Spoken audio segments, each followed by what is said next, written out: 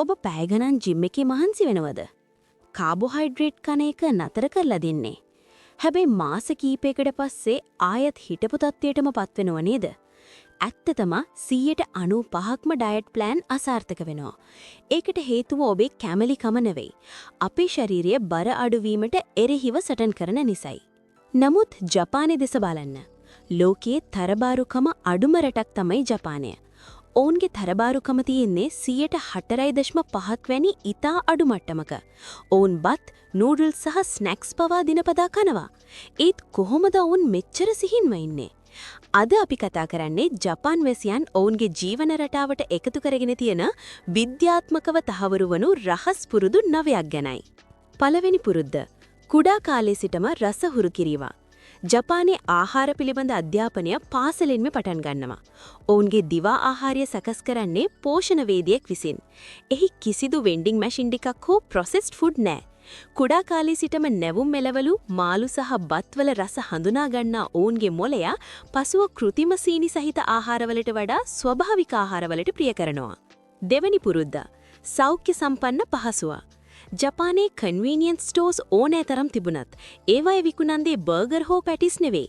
ඉතා අඩු මුදලකට මාළු, සුප් හෝ තෝෆු සහිත පෝෂණීය බත් පිගානක් ඕනෑම තැනකින් ලබා ගන්න පුළුවන්. අපේ වටපිටාව අනුව තමයි අපේ ආහාර රටාව තීරණය වෙන්නේ. තුන්වෙනි පුරුද්ද ප්‍රමාණය පාලනය කිරීම හෙවත් හරා හචිබු. ජපානයේ ප්‍රසිද්ධ කියමනක් තියෙනවා හරා හචිබු කියලා. ඒ කියන්නේ ඔබේ බඩෙන් 80ක් පිරණකම් විතරක් ආහාර ගන්න කියන එකයි. ඔවුන් කෑම ගන්නේ කුඩා පිගන් සහ කෝප්පවල. එවිට අපේ මොළයට දැනෙන්නේ අපි ගොඩක් ආහාර ගත්තා කියලයි. හතරවෙනි පුරුද්ද සීනි භාවිතය පිළිබඳ අවධානය. සාමාන්‍ය ජපාන් වැසියෙක් ඇමරිකානුවෙකුට වඩා සීනි භාවිත කරන්නේ භාගයක් පමණයි. ඔවුන්ගේ පැණිබීම බෝතල් පවා ඉතා කුඩයි. පැණිබීම වෙනුවට ඔවුන් වැඩිපුරම බොන්නේ ග්‍රීන් ටී. එය ශරීරයේ පරිවර්තනීය ක්‍රියාවලිය එහෙමත් නැත්නම් මෙටබොලිසම් වේගවත් කරනවා. පස්වෙනි පුරුද්ද නිසි වේලාවට ආහාර ගැනීම. බොහෝ ජපාන් වැසියන් උදේ 9ට පෙර උදේ ආහාරයත්, දවල් 1 වන විට දිවා ආහාරයත්, රාත්‍රී 8ට පෙර රාත්‍රී ආහාරයත් ලබා ගන්නවා. මෙලෙස નિયમિત වේලාවකට කෑම ගැනීම නිසා අනවශ්‍ය වේලාවන්හිදී කෑමට ඇති රුචිය පාලනය වෙනවා. 6 වෙනි පුරුද්ද නිරන්තර චලනය. ජපාන් වේසියන් විශේෂයෙන් ජිම් යන්නේ නැහැ.